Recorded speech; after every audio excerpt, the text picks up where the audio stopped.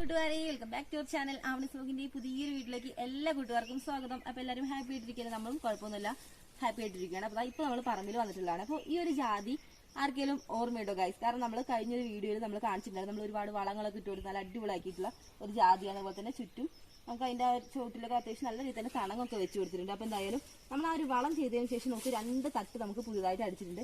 അത് കൂടാതെ തന്നെ നമുക്ക് ഒരുപാട് തളിരിലകളൊക്കെ ഇട്ട് നല്ല അടിപൊളിയായിട്ട് നിൽക്കുന്നുണ്ട്. അപ്പൊ എന്താ നമ്മൾ അന്ന് വളം ചെയ്തതിന് മുമ്പ് ചെത്തിക്കൂട്ടി അടിപൊളിയാക്കിയതിന്റെ ഒരു റിസൾട്ട് തരില്ല. അപ്പൊ ഇതാണ് നമുക്ക് ചെയ്ത് കഴിഞ്ഞാൽ നമുക്ക് അതിന് ഉറപ്പായിട്ട് നമുക്ക് റിസൾട്ട് കിട്ടുന്നുള്ള ഒരു തെളിവാണ് ഇതൊക്കെ. അപ്പോൾ ഇത് മാത്രമല്ല, അതുപോലെയാണ് നമ്മുടെ പറമ്പിലെ ഓരോ സംഭവങ്ങൾ നമ്മൾ എത്രത്തോളം കഷ്ടപ്പെടുന്ന അതിനനുസരിച്ചുള്ള റിസൾട്ട് നമുക്ക് എന്തായാലും കിട്ടിയിരിക്കും. അതേപോലെ തന്നെ ഗൈസ് എന്റെ പുറകിൽ ഒരു സംഭവം കണ്ടോ, നമ്മുടെ ഏലം കണ്ടോ, ആ ഒരു ഏലമൊക്കെ നമുക്ക് കാണുമ്പോൾ തന്നെ അറിയാലോ ഒരുക്കിയിട്ടില്ലാന്ന്. അപ്പോൾ ഒരിക്കലൊക്കെ കഴിഞ്ഞ് വിളവൊക്കെ എടുത്തതിന് ശേഷം വീണ്ടും ഒരുക്കാനായിരിക്കണം. അപ്പോൾ ഇപ്പൊ നല്ല രീതിയിൽ ചൂടാണ്. അപ്പൊ ഈ ഒരു സമയത്ത് നമ്മൾ ഒരുക്കുകയാണെന്നുണ്ടെങ്കിൽ അതിന്റെ ഒരു തണ്ടിലേക്കും അതുപോലെ തന്നെ ചോട്ടിലേക്കൊക്കെ പെട്ടെന്ന് തന്നെ സൺലൈറ്റ് ഡയറക്റ്റ് ആയിട്ട് അടിക്കാനൊക്കെ ചാൻസ് ഉണ്ട്. അങ്ങനെ പെട്ടെന്ന് ഡയറക്റ്റ് ആയിട്ടൊക്കെ സൺലൈറ്റ് അടിക്കുമ്പോൾ പെട്ടെന്ന് തന്നെ ഉണങ്ങി പോവുക. നമ്മുടെ പുതുതായിട്ട് വരുന്ന ചിമ്പുകളും അതേപോലെ തന്നെ തണ്ടൊക്കെ പെട്ടെന്ന് ഉണങ്ങി പോയിട്ട് ആ ഒരു ചെടി തന്നെ ഫുള്ളായിട്ട് നമ്മുടെ ഇലച്ചെടി നാശമായി പോകാനൊക്കെ ചാൻസ് ഉണ്ട്. അപ്പോൾ ഇപ്പോൾ ഡയറക്റ്റ് സൺലൈറ്റ് അടിക്കില്ല എന്നല്ല, എന്നാൽ കൂടി അതിങ്ങനെ തൂങ്ങിയൊക്കെ നിൽക്കുമ്പോൾ ചെറിയൊരു ആശ്വാസം എന്ന് വേണമെങ്കിൽ പറയാം. അപ്പോൾ അതുകൊണ്ടാണ് ഇപ്പോൾ നമ്മൾ അങ്ങനെ ഒരുക്കാത്തത്. അപ്പോൾ എന്തായാലും ഈ ഒരു വെയിലിന്റെ ഒരു ചൂടൊക്കെ ഒന്ന് കുറഞ്ഞിട്ട് വേണം നമുക്ക് അതൊക്കെ ഒന്ന് ഒരുക്കാൻ വേണ്ടിയിട്ട്. അതേപോലെ തന്നെ നനച്ചു കൊടുക്കുന്നുണ്ട് കേട്ടോ. ഇപ്പോൾ നല്ല രീതിയിൽ ചൂടായതിനു ശേഷം നമ്മൾ ഇടയ്ക്ക് ചെറിയ ചെറിയ സ്പ്രിംഗ്ലറുകൾ ചോട്ടിൽ നനയുന്ന രീതിയിലുള്ള ചെറുതുകൾ വെച്ച് കൊടുത്തിട്ടുണ്ട്. പക്ഷേ അത് വെച്ചിട്ട് അത്രത്തോളം എഫക്റ്റീവ് ആവാത്തതുകൊണ്ട് നമ്മൾ വേറെ സ്പ്രിംഗ്ലർ ഒന്ന് മാറ്റി പിടിച്ചിട്ടുണ്ട്. പ്രാവശ്യം നമ്മൾ പൂത്തിരി സ്പ്രിംഗ്ലറുകൾ ഒരു 4-5 ഒരുമിച്ച് നിൽക്കുന്ന സ്ഥലത്തായിട്ട് ഇങ്ങനെ മാറ്റി മാറ്റി ഇടയ്ക്കിടയ്ക്ക് ഗ്യാപ്പ് ഇട്ടിട്ട് വെച്ചിരിക്കണം. അപ്പം എന്തായാലും അത് വൈകിട്ടും അതേപോലെ തന്നെ ഓരോ ഇടവേള കുറച്ച് ഗ്യാപ്പ് ഇട്ടിട്ട് ഇങ്ങനെ നമ്മൾ നനച്ചു കൊടുക്കണം. അപ്പം എന്തായാലും ചോടൊക്കെ അത്യാവശ്യം നല്ല രീതിയിൽ നനഞ്ഞൊക്കെ കിടക്കുവാണ്. ഇപ്പം എന്തായാലും ഉഷാറായി നിൽക്കട്ടെ അല്ലേ. അപ്പോൾ ഇപ്പം നമ്മൾ വന്നിരിക്കുന്നത് വേറൊരു ഉദ്ദേശത്തിനാണ്. അപ്പം എന്തായാലും അതെന്താണെന്നില്ല, അപ്പോൾ നമുക്കൊന്ന് വഴി കാണാം. അപ്പോൾ എന്താന്ന് വെച്ചാൽ നോക്കൂ, നമ്മുടെ തലയ്ക്ക് മുകളിലായിട്ടൊരു വാഴക്കൊല തൂങ്ങി കിടക്കുന്നുണ്ടോ ഗൈസ്. അപ്പോൾ ഇത് നല്ല രീതിയിൽ തന്നെ മൂത്ത് പഴുത്ത് തുടങ്ങിയിട്ടുണ്ട്. അപ്പോൾ ഒരു പടല അതിന് പഴുത്തിട്ട് കിളികൾ ഭക്ഷണമാക്കി തുടങ്ങിയിട്ടുണ്ട്. അപ്പോൾ എന്തായാലും നമുക്കൊന്ന് വെട്ടിയെടുക്കാമെന്ന് വിചാരിച്ചു. വെട്ടേണ്ട ഒരു സമയം കഴിഞ്ഞിട്ട് മൂത്ത് നിൽക്കാനായിട്ട് കുറച്ച് ദിവസമായപ്പോൾ നമുക്ക് ഒഴിവ് കിട്ടാത്തതുകൊണ്ട് ഇങ്ങനെ നിർത്തി വരുന്നു. അപ്പോഴാണ് അത് അവിടെ നിന്ന് നല്ല ചൂടുകൂടി ആയതുകൊണ്ട് പെട്ടെന്ന് തന്നെ അങ്ങ് പഴുത്തു. അപ്പോൾ എന്തായാലും ഇന്ന് നമുക്കത് വെട്ടിയെടുക്കണം. അപ്പോൾ അതിന് വേണ്ടി കൂടി വന്നാണ്. അപ്പോൾ നല്ല ഹൈറ്റ് ഉണ്ട് ഈ ഒരു വാഴയ്ക്ക്. അതേപോലെ തന്നെ ഇത് ഏത് വാഴയാന്നല്ലേ, ഇത് പാളയംകോടൻ വാഴയാണേ. അപ്പോൾ ഓരോ നാട്ടിലേക്ക് എന്ത് പേരിൽ അറിയപ്പെടുന്നൊന്നും എനിക്കറിയില്ല. എന്തായാലും നമ്മുടെ ഇവിടെ പാളയംകോടൻ വാഴ എന്നാണ് പറയാറ്. അതേപോലെ തന്നെ ഇതിന്റെ വാഴക്കന്നുകളൊക്കെ ഉണ്ട് കേട്ടോ സൈഡിൽ. അപ്പോൾ നല്ലതൊക്കെ നമുക്ക് നിർത്തിയിട്ട് ബാക്കിയൊക്കെ ഒന്ന് കളയണം. അപ്പോൾ നല്ല മധുരമുള്ളൊരു പഴം കൂടി ആട്ടോ, പറയാതിരിക്കാം. നല്ല അടിപൊളി ടേസ്റ്റ് തന്നെയാണ്. എന്തായാലും നമുക്കൊന്ന് വെട്ടിയെടുക്കാം. നല്ല ഹൈറ്റ് പോയതുകൊണ്ട് വെട്ടിയെടുക്കാൻ കുറച്ച് റിസ്ക് ഉണ്ട്, എന്നാലും കുഴപ്പമില്ല. നമുക്ക് എന്തായാലും ഒന്ന് വെട്ടിയെടുക്കാം. നമുക്ക് അത് വെട്ടണമെന്നുണ്ടെങ്കിൽ ഈ ഒരു സംഭവം ഇടയ്ക്ക് അല്ലെങ്കിൽ നമ്മൾ വെട്ടുന്നതിൻ്റെ ഇടയിൽ ചിലപ്പോൾ കയറി വന്നത് വെട്ടാൻ കുറച്ച് ബുദ്ധിമുട്ടാണ്. അപ്പോൾ ഞാൻ അതൊന്നും ആദ്യം വെട്ടി കളഞ്ഞിട്ടുണ്ട് ഗൈസ്. അങ്ങനെ നമ്മളിതാ വാഴക്കോട് താഴെ വെട്ടിയിട്ടിട്ടുണ്ട്. അപ്പൊ എന്തായാലും ഒരു 2 വെട്ടി ഞാൻ വെട്ടിയുള്ളൂ കേട്ടോ. അപ്പൊ തേനങ്ങ് മറിഞ്ഞു. അപ്പൊ എന്തായാലും ഈ ഒരു ഇത് ഞാൻ പ്രതീക്ഷിച്ചതേ ഇല്ല കേട്ടോ, കാരണം നല്ല ഹൈറ്റിലായിരുന്നു. അപ്പൊ വാഴയ്ക്ക് അത്യാവശ്യം മണ്ണൊക്കെ ഉണ്ടായിരുന്നു. അപ്പൊ എന്തായാലും ഞാൻ പതുക്കെ ചരിച്ചിട്ട് വാഴക്കോല നമ്മുടെ കയ്യിൽ എത്തുന്ന രീതിയിലാക്കിയിട്ട് വെട്ടാതാണ് വിചാരിച്ചു. പക്ഷെ അതിനുള്ളൊരു ഗ്യാപ്പ് കിട്ടില്ല കേട്ടോ. പെട്ടെന്ന് തന്നെ വാഴക്കോല താഴെ എത്തിയിട്ടുണ്ട്. എന്തായാലും നമുക്ക് വലിയ കുഴപ്പങ്ങളൊന്നും ഇല്ലാതെ കിട്ടിയിട്ടുണ്ടെന്ന് തോന്നുന്നു. എന്തായാലും ഇതൊന്ന് നമുക്ക് കൊലയൊന്ന് വേർതിരിക്കാം.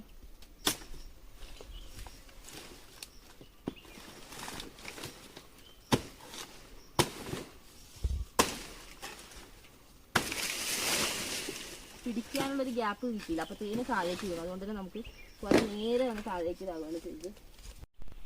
അപ്പൊ ഞാൻ തുടക്കത്തിൽ പറഞ്ഞിട്ടുണ്ടായിരുന്നു നമ്മുടെ ആ ഒരു ഫസ്റ്റ് പടലയുടെ കുറച്ച് ഭാഗം കിളി കഴിച്ചിട്ടുണ്ടായിരുന്നു. അപ്പൊ അതിന്റെ ബാക്കിയാണ്. അപ്പൊ എന്തായാലും ഇതൊക്കെ നമുക്കൊന്ന് കളയാം.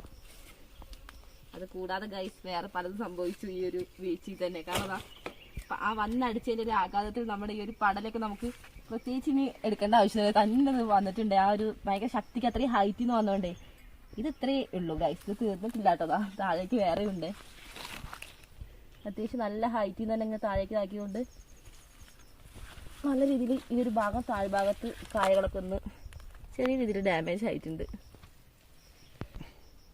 അങ്ങനെ ഇതൊന്നും കൂടാതെ തന്നെ നമുക്ക് ഈ ഒരു ഭാഗത്തു നിന്ന് കൂടി നമുക്കൊരു പടലയുടെ ഒരു 3/4 ഭാഗത്തുള്ളതാ പറഞ്ഞു വന്നിട്ടുണ്ട് ഇങ്ങോട്ട്. എന്തായാലും വലിയ കുഴപ്പമില്ല കേട്ടോ കായകൾക്ക്. അടിഭാഗവും അതേപോലെ തന്നെ ഒരു മേളിൽ ഈ ഒരു കായ ഇപ്പൊ പറഞ്ഞു വന്നാലും അതിന് വേറെ പ്രശ്നങ്ങളൊന്നുമില്ല. പക്ഷെ താഴെ കുറച്ച് പൊട്ടിയിട്ടുണ്ട്, എന്നാലും കുഴപ്പമില്ല. അപ്പൊ നമുക്ക് ആദ്യം തന്നെ ഈ ഒരു കിളി കഴിച്ചതിന്റെ ആ ഒരു ഭാഗമൊക്കെ ഒന്ന് കളയട്ടെ.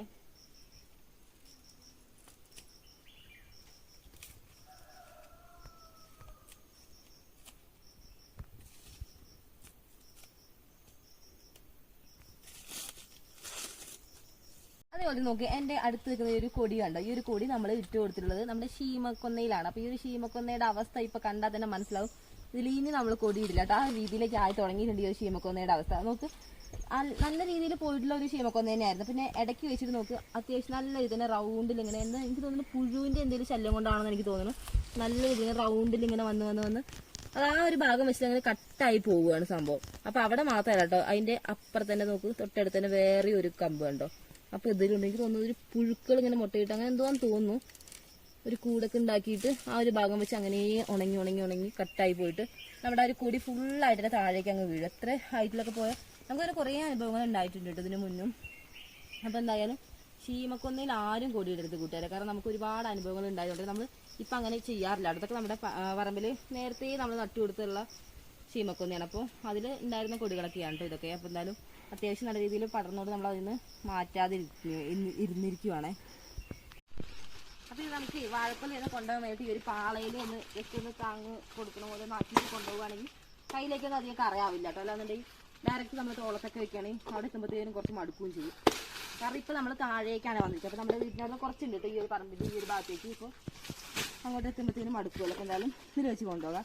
അതേപോലെ നമ്മുടെ ഇവിടെയൊക്കെ കൂട്ടുകാരെ പാളയൊക്കെ ഇങ്ങനെ ആൾക്കാരൊക്കെ വന്നിട്ട് എടുക്കാറുണ്ട്. അപ്പോൾ എല്ലാവരുടെ സ്ഥലങ്ങളിലും ഇതേപോലെ പാളയൊക്കെ ആൾക്കാരൊക്കെ വന്നിട്ട് എടുക്കാറുണ്ടോ എന്ന് എനിക്കറിയില്ല. എന്തായാലും നമ്മുടെ ഇവിടെ ഇപ്പോൾ അതിൻ്റെയൊക്കെ ഒരു സീസണാണ്. അപ്പോൾ ഒരുവിധം എല്ലാവരും പാളയൊക്കെ വെട്ടി കൊടുക്കുന്നുണ്ട്. നമ്മൾ ആദ്യമൊക്കെ കൊടുക്കുന്നുണ്ടായിരുന്നു. ഇപ്പോൾ നമുക്കതൊന്നും വെട്ടാനൊന്നും സമയം കിട്ടാത്തതുകൊണ്ട് നമ്മളങ്ങനെ വെട്ടാറൊന്നുമില്ല. നമ്മുടെ പറമ്പിൽ നിന്നൊക്കെ വേറെ ആരെങ്കിലുമൊക്കെ വന്നിട്ട് വെട്ടിയിട്ടൊക്കെ കൊണ്ടുപോകാറൊക്കെ ഉണ്ട്. അപ്പോൾ ഇവിടേക്ക് എനിക്ക് തോന്നുന്നു 1 രൂപ 2 രൂപ ആ ഒരു രീതിയിലൊക്കെ ആക്കുക തോന്നുന്നു. അറിയില്ല കറക്റ്റായിട്ട്. പണ്ടൊക്കെ 1 രൂപയായിരുന്നു. അപ്പോൾ ഇനി ചിലപ്പോൾ ഇപ്പോൾ കുറച്ച് വർഷങ്ങളൊക്കെ ആയില്ല. അപ്പോൾ എന്തായാലും ചെറിയൊരു മാറ്റമൊക്കെ വന്നു കാണുമെന്ന് വിചാരിക്കുന്നു. നമ്മുടെ കുരുമുളകൊക്കെ പറിച്ച് തീർന്നിട്ടില്ല. അപ്പോൾ നമുക്ക് കുറച്ചുകൂടി ഉണ്ട് പറിക്കാൻ വേണ്ടി. അപ്പോൾ എന്തായാലും പഴുത്ത് നല്ല രീതിയിൽ പഴുത്ത് നോക്കിയിട്ടാണോ നമ്മൾ തുടക്കത്തിൽ പറിച്ചു തുടങ്ങിയത്. അപ്പോൾ എന്തായാലും അത് ഒരു ഇതൊക്കെ കഴിഞ്ഞിട്ടുണ്ട്. അപ്പോൾ എന്തായാലും അതിന് പറിക്കാത്ത കുറച്ച് അതിൽ കുറച്ചൊക്കെ പഴുത്ത മുളകൾ ഇങ്ങനെ കൊഴിഞ്ഞ് കിടപ്പുണ്ട്. അപ്പോൾ അതൊക്കെ നമുക്കൊന്ന് പെറുക്കിയിട്ട് വേണം വീട്ടിൽ പോകാൻ. അപ്പോൾ ഏകദേശം ഇരുട്ടായി തുടങ്ങിയിട്ടുണ്ട്. അപ്പോൾ നമുക്കിനി അതും പെറുക്കിയിട്ട് നേരെ വാഴക്കൊല എടുത്തിട്ട് വീട്ടിലേക്ക് പോവുകയാണേ. അപ്പോൾ നമ്മളെടുത്ത പാള ഉണ്ടല്ലോ, അപ്പോൾ ആ ഒരു പാളയിലേക്ക് വെച്ചൊന്ന് എടുക്കാം. അപ്പോൾ എന്തായാലും എന്നിട്ട് നമ്മുടെ ഒരു കുഞ്ഞു വീഡിയോ ഇതൊക്കെയാണ്. അപ്പോൾ എല്ലാവർക്കും നമ്മുടെ കുഞ്ഞു വിശേഷങ്ങളൊക്കെ ഇഷ്ടപ്പെട്ടിട്ടുണ്ടാകുന്ന വിചാരിക്കുന്നു. ഇഷ്ടപ്പെട്ടിട്ടുണ്ടെങ്കിൽ ഒന്ന് ലൈക്ക് ചെയ്യാനും അതേപോലെ തന്നെ പുതുതായിട്ട് നമ്മുടെ ചാനൽ ആരെങ്കിലും കാണുന്നുണ്ടെങ്കിൽ നിങ്ങൾക്ക് വീഡിയോസ് ഒക്കെ ഇഷ്ടപ്പെടുകയാണെന്നുണ്ടെങ്കിൽ കൂട്ടുകാരെ ഒന്ന് സബ്സ്ക്രൈബ് ചെയ്ത് നമ്മുടെ കൂടെ കൂടിയേക്കണേ. അപ്പോൾ പിന്നെ എന്താണ് നമുക്ക് അടുത്ത അടിപൊളി വീഡിയോ ഇട്ട് കാണാം. Bye bye.